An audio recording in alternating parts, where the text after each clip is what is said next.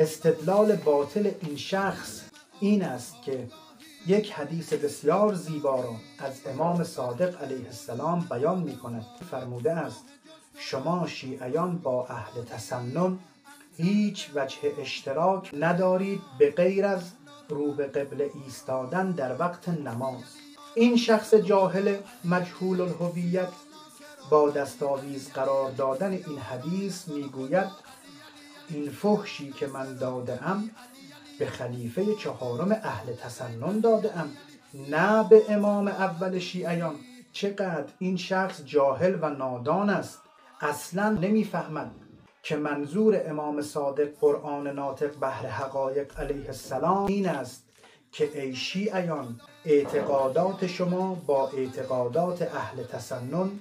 فرق دارد، نه اینکه ما در تاریخ 2 امام علی علیه السلام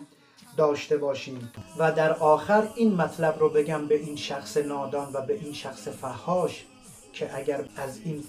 نجاستی که خوردید توبه نکنید و در حضور همه اعلام نکنید و به اون دنبال کنندگان خودت که مانند یک بت